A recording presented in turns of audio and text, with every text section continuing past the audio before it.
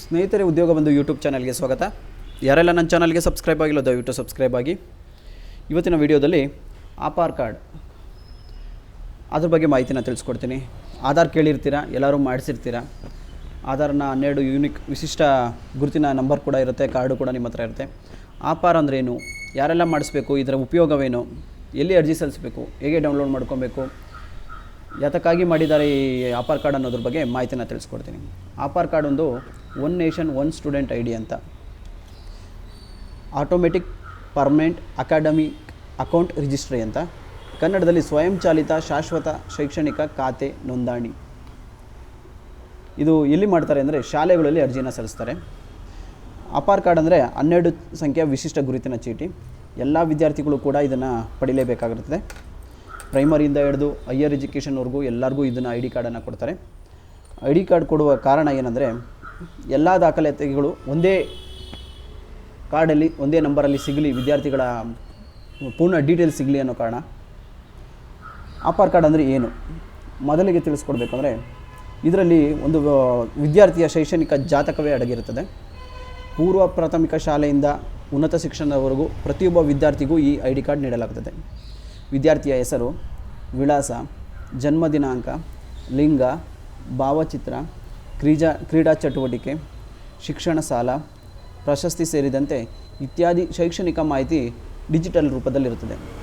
ಇದರೊಂದಿಗೆ ಎಲ್ಲ ಪರೀಕ್ಷೆಗಳ ಫಲಿತಾಂಶ, ಶೈಕ್ಷಣಿಕ ಸಾಧನೆ, ಆರೋಗ್ಯ ಕಾರ್ಡ್, ವಿದ್ಯಾರ್ಥಿ ವೇತನ, ಒಲಿಂಪಿಯಾಡ್ಗಳ ಶ್ರೇಯಾಂಕ, ವಿಶೇಷ ಕೌಶಲ್ಯ, ತರಬೇತಿ, ಪದವಿ, ರಿವಾರ್ಡ್ ಮುಂತಾದ ಮಾಹಿತಿಗಳು ಒಳಗೊಂಡಿರುತ್ತದೆ.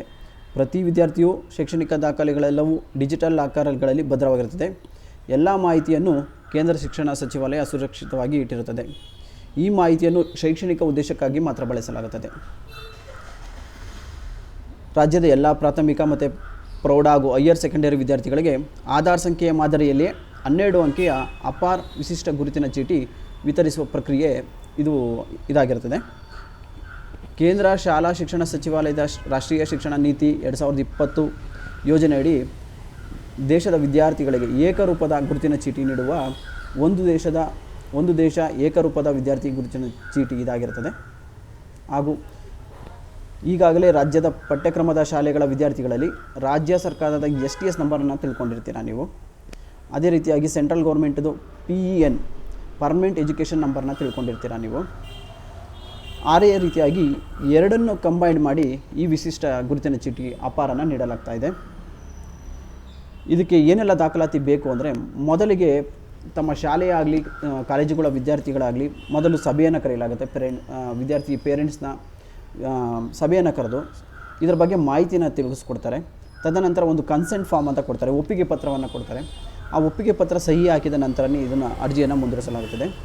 ಅರ್ಜಿಗೆ ಪೋಷಕರ ಆಧಾರ್ ಕಾರ್ಡ್ ಬೇಕಾಗುತ್ತೆ, ಹಾಗೆ ವೋಟರ್ ID ಅಥವಾ ಚಾಲನಾ ಪರವಾನಗಿ, ಡ್ರೈವಿಂಗ್ ಲೈಸೆನ್ಸ್ ಇದನ್ನು ಲಿಂಕ್ ಮಾಡಿ ನಿಮಗೆ ಐ ಡಿ ಕಾರ್ಡನ್ನು ನೀಡಲಾಗುತ್ತದೆ.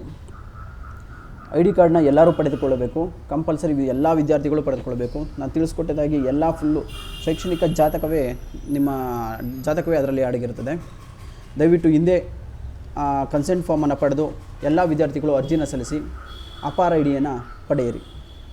ಇದೊಂದು ಡಿಜಿಟಲ್ ಲಾಕರ್ ವ್ಯವಸ್ಥೆ ಆಗಿದ್ದು, ಇದು ಶೈಕ್ಷಣಿಕ ಉದ್ದೇಶಕ್ಕಾಗಿ ಮಾತ್ರ ಬಳಸಲಾಗ್ತದೆ. ಈ ರೀತಿಯಾಗಿ ಇರುತ್ತದೆ ನೋಡಿ.